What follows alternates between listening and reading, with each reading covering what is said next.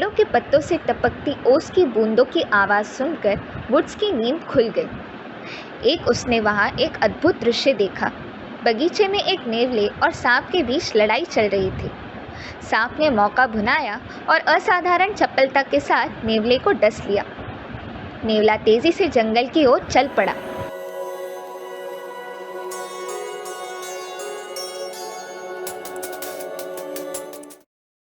Bird point magazine channel के इस अंक का मुख्य विषय, द मेन टॉपिक।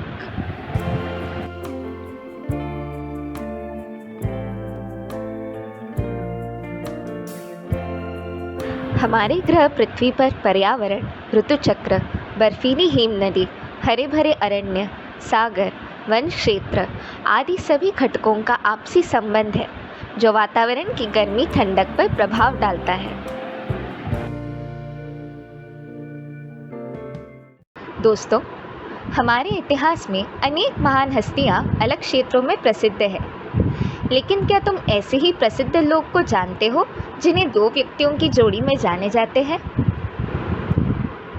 जैसे कि शांति करुणा के संदेश से जुड़े महावीर तथा गौतम बुद्ध, जैसे नदियों में गंगा जमुना, जोनास साल्क और एल्बर्ट सेबिन जिन्होंने पोलियो का टीका बनाया, जैसे महात्मा गांधी जी और लाल बहादुर शास्त्री जी।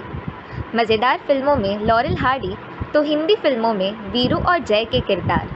हर एक विषय में मिलेगी ऐसी जोड़ी। पक्षी मित्रों, आज के एपिसोड में एक अमर जोड़ी को प्रणाम करेंगे जिन्होंने भारतीय पर्यावरण, पक्षी विज्ञान, संशोधन, विकास और साहित्य में अनमोल योगदान दिया है। साथ लाए हैं और भी मनोरंजक जानकारी।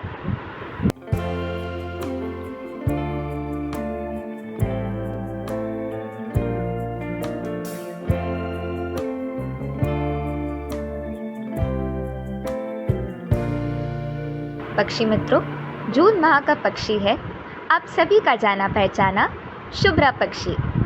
कबूतर आ जा रे, गुटर गु, अंग्रेजी में डव, सफ़ेद कबूतर।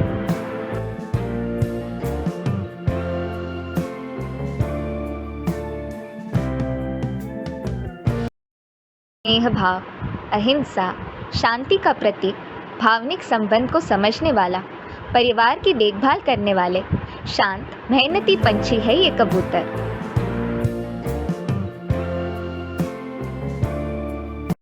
जून महीने में मिथुन तथा कर्क दोनों राशियां हैं, तो जून में जन्मे व्यक्ति के विशेष गुण भी खास होने चाहिए।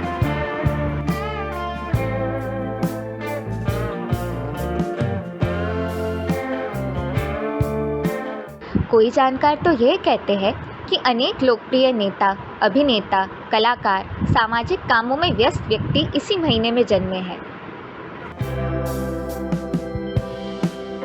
मिलनसार स्वभाव, ऐन समय पर मित्रों को मदद करना, सलाह देना या अपने परिवार की सही देखभाल, ज़रूरतें पूरी करने के लिए मन लगाकर काम करना इत्यादि यह भावनात्मक व्यक्ति ही करना पसंद करता है। तुम भाग्यशाली हो अगर कोई जून में जन्मी व्यक्ति तुम्हारे आसपास है। बर्ड पॉइंट हमें भी अवश्य बताएं।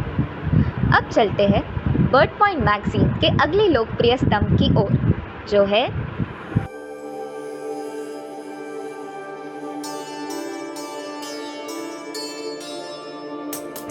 सभी देशों की सरकारें हवा, पर्यावरण, अरण्य, जल, वन संपदा को प्रदूषण मुक्त रखने को कटिबद्ध है। वन क्षेत्रों में प्रशिक्षित अधिकारी, कर्मचारी नियुक्त है।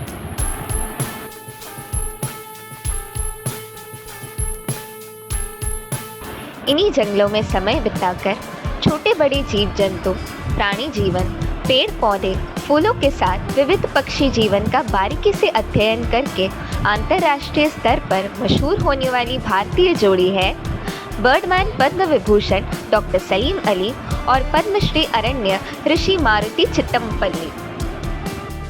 मित्रों, इनका सम्मान करते हुए महाराष्ट्र राज्य की पहल से देश भारत का पहला पक्षी सप्ताह हर वर्ष 5 नवंबर से 12 नवंबर अनेक शासकीय तथा पर्यावरण प्रेमी संस्था द्वारा मनाया जाता है।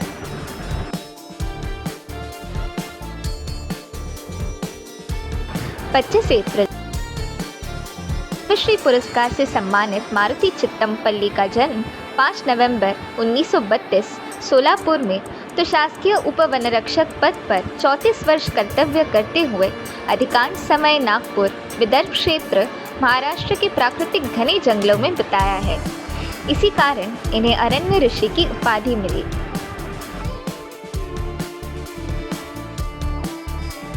दोस्तों, मारुति जी ने जंगलों में अधिवास करते समय बंदर, नेवला, अनेक पक्षी प्राणी इन्हें सुबह से देर रात पेड़, फूल इत्यादि चारों ऋतु में उनके स्वाभाविक जीवन चक्र का निरीक्षण किया तथा उसे पुस्तक रूप में सबको परिचित करवाया, जो अद्भुत है।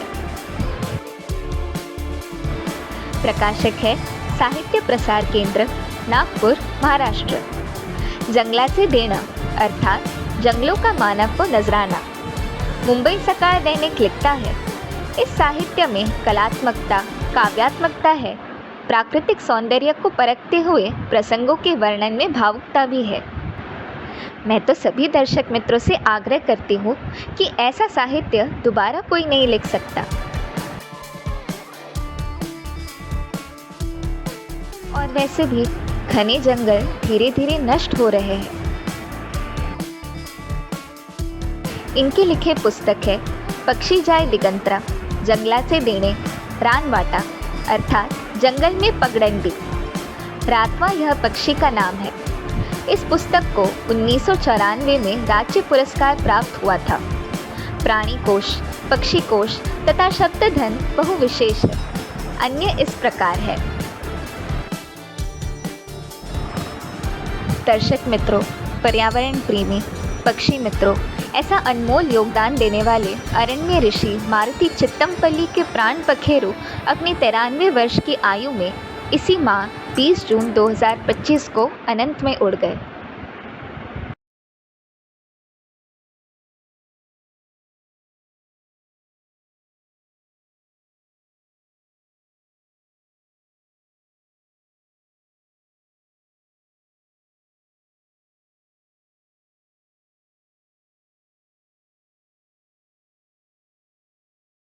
डॉली कहती है कि संस्कार और संस्कृति बार बार खेतों के जंगल में जाते हैं, लेकिन कभी बंदर, भालू के बारे में बोला नहीं। रानवाटा पुस्तक से सांप और नेवले की लड़ाई का रोचक वर्णन आपके लिए हिंदी में सुनाते हैं। पेड़ों के पत्तों से टपकती ओस की बूंदों की आवाज सुनकर वुड्स की नींद खुल गई। एक उसने वहां एक अद्भुत दृश्य देखा। बगीचे में एक नेवले और सांप के बीच लड़ाई चल रही थी। सांप ने मौका भुनाया और असाधारण चपलता के साथ नेवले को डस लिया। नेवला तेजी से जंगल की ओर चल पड़ा। नेवला कहाँ जा रहा है और उसके साथ आगे क्या हुआ, यह देखने के लिए वुड्स भी हाथ में दूरबीन लेकर उसके पीछे पीछे चल पड़ा। वनरक्षक नाम वुड्स को यह जानने की उत्सुकता थी कि नेवला क्या उपाय कर रहा होगा। वह दूरबीन से दौड़ते हुए नेवले को देख रहा था। नेवला एक जगह रुक गया। उसने अपने अगले पंजों से जमीन खोदी। वुड्स बिना आवाज किए उसके बहुत नजदीक चले गए और एक पेड़ के पीछे से देखने लगे कि नेवला आगे क्या करता है। नेवला जमीन खोद रहा था। उसने जमीन खोदी और अपने मुंह से एक बड़ा कंद निकाला। उसने कंद को अपने दांतों से कुतरकर पूरा खा लिया। फिर पत्थर के साथ बहुत देर तक बैठा रहा। जब उसे गर्मी लगने लगी तो वह झाड़ियों में चला गया। वन रक्षक ने ध्यान से उस पौधे को देखा जो जड़ों से टूटा हुआ था। उन्होंने उसी दिन पौधे और कंद का नमूना और अवलोकन नोट मद्रास के वनस्पति शास्त्री गैम्बल को भेजे। शोध के बाद यह निष्कर्ष निकला कि उस पौधे की जड़ों का उपयोग विषैले सांप के काटने के लिए रामबाण के रूप में किया जा सकता है। उस पौधे का नाम सर्पगंधा था। आज इस दवा का उपयोग सांप के काटने के लिए एक नुस्खे के रूप में किया जाता है। है ना रोचकता और वास्तविक अनुभव से ओतप्रोत लेखन। मैं तो सभी किताबें पढ़ना चाहती हूँ। पंकोळ्या आपली पिलं जूनच्या शेवटच्या आठवड्यात किंवा जुलैच्या पहिल्या आठवड्यात बाहेर आणतात. धुराड्याच्या छिद्रांतून मोठ्या कठीणपणे पिलांना बाहेर आणलं जातं. आणताना ती घरात खाली पडतात. 1-2 दिवस त्यांना दुराड्याच्या टोकावरच भरविलं जातं. अब समय है प्रश्नोत्तरी सवाल और जवाब का।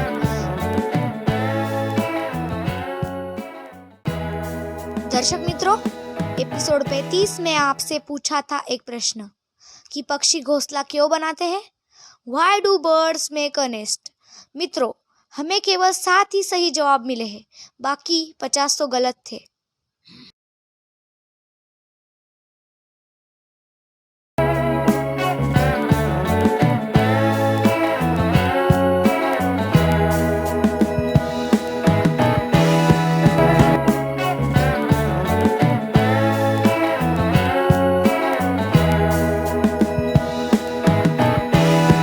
अपने निरीक्षण, मेहनत, कर्तव्यनिष्ठता, शब्द संग्रह, भावनिक विचारों, वैज्ञानिक चिंतनों से प्रकृति, पेड़, फूल, फल, पक्षी, प्राणी इत्यादि की अनदेखी दुनिया का परिचय हम जैसी युवा पीढ़ी को देकर पृथ्वी के पर्यावरण संबंधित जागृति उन्नत की है। महान आधुनिक ऋषि को हम सभी भावपूर्ण आदरांजलि देते हैं।